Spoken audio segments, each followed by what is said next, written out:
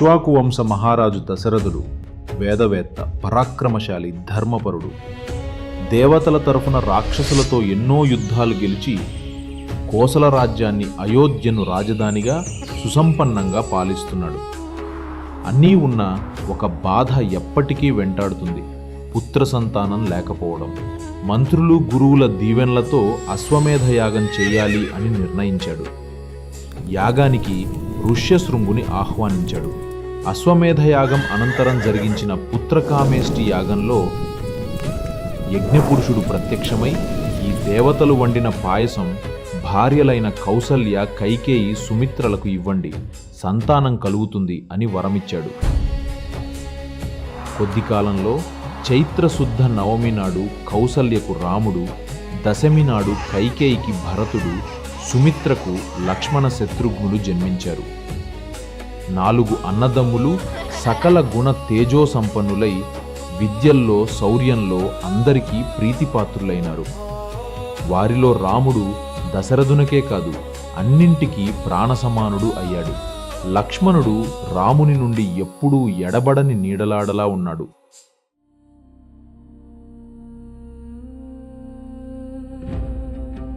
ఒకరోజు విశ్వామిత్ర మహర్షి అయోధ్య చేరి తాను చేసే యాగాన్ని మారీచ, సుబాహుల రాక్షసులు భంగం చేస్తున్నారని, యాగరక్షణ కోసం రాముని పంపాలని దశరథుని కోరాడు. దశరథుడు కంగారు పడ్డాడు. ఇంకా 16 ఏళ్లు కూడా నిండని నా కుమారుణ్ణి ఎలా రాక్షసులపైకి పంపగలను అని. తానే సేనతో వస్తానన్నాడు. కాని విశ్వామిత్రుడు కోపంగా మాట తప్పకు అన్నప్పుడు వశిష్ఠుడు కూడా ప్రోత్సహించగా దశరథుడు కన్నీటి హృదయంతో రామలక్ష్మణులను గురువుతో పంపాడు. వీళ్ళు ప్రయాణం మొదలు పెట్టగానే విశ్వామిత్రుడు వారికి బల, అతిబల విద్యలను ఉపదేశించాడు. అలసట లేకుండా, ఆకలి లేకుండా, నిద్ర ఆవహించకుండా ధైర్యంగా ఉండే విద్యలు.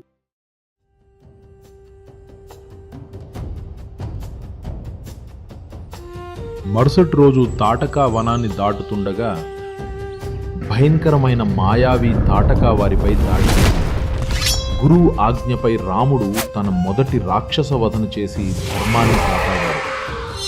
ఆనందించిన విశ్వామిత్రుడు రామలక్ష్మణులకు అనేక దివ్య శస్త్రాస్త్రాలు ఉపదేశించాడు. అక్కడి నుండి సిద్ధాశ్రమం చేరుకున్నారు. యాగం ప్రారంభించారు. ఈ యాగం 6 రాత్రుళ్ళు 6 పగళ్ళు జరుగుతుంది. కాబట్టి నువ్వు అన్ని రోజులు జాగ్రత్తగా ఉండాలి అని చెప్పి విశ్వామిత్రుడు మౌన దీక్షలోకి వెళ్ళిపోయాడు. 5 రోజులు యాగం చక్కగా జరిగింది. 6వ రోజున ఆ అగ్నిహోత్రం ఒక్కసారి భగ్గున పైకి లేచింది. వెంటనే రాముడు లక్ష్మణుణ్ణి అప్రమత్తంగా ఉండమన్నాడు. అప్పుడే పైనుండి మారీచ, సుబాహువులు కొన్ని వేల రాక్షసులతో వచ్చి ఆ అగ్నిహోత్రంలోకి రక్తం పోశారు. వెంటనే రాముడు మారీచుడిని వాస్త్రంతో మారీచుడిని కొట్టాడు. ఆ దెబ్బకి వాడు 100 యోజనాల దూరం వెళ్ళి పడ్డాడు. సుబాహువుని ఆగ్నేయాస్త్రం పెట్టి కొడితే వాడు గుండెలు బద్దలై నెత్తురు కప్పుతూ కిందపడి. మిగతా రాక్షసులందర్నీ వాయువ్యాస్త్రంతో నిర్జించారు. యాగం పూర్తయ్యాక విశ్వామిత్రుడు లేచి రాముణ్ణి ఆలింగనం చేసుకున్నాడు. ఆ రాత్రి అందరూ హాయిగా పడుకున్నారు. తరువాత గౌతమాశ్రమానికి చేరుకోగానే రాముడు అహల్యను శాపగ్రస్తురాలిగా ధూళిలో అదృశ్యంగా ఉన్న స్థితిలో చూశాడు. గౌతముని శాపం ప్రకారం రామచంద్రుని స్పర్శతోనే ఆమె విముక్తి పొందాలి. రాముడు ఆశ్రమంలో అడుగుపెట్టగానే అహల్య శాప విమోచితమైంది.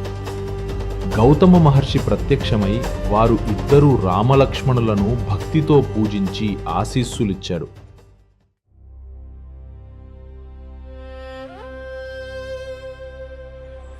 విశ్వామిత్రుడు వారిని జనక మహారాజు యొక్క యాగానికి తీసుకెళ్లాడు. జనకుడు ఒక అద్భుత విషయాన్ని తెలిపాడు. భూమిని దున్నే సమయంలో కలిగిన ఆయోనిజ కన్య సీత ఒక మహనీయ వ్రతంతో ఉన్నది. ఆమెకు ఎవరు శివధనస్సును ఎత్తి నారుస్తారో వారికే ఆమెను ప్రసాదిస్తానని ప్రతిజ్ఞ చేసుకున్నాడు. అది వరకు ఎవరూ దాన్ని కదల్చలేకపోయారు.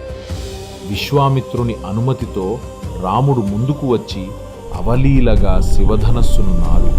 సర్వభూమిని కంపించే శబ్దంతో విల్లు విరిగిపోయింది.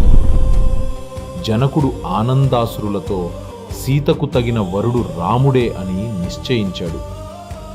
దశరథునికి సందేశం పంపించాడు.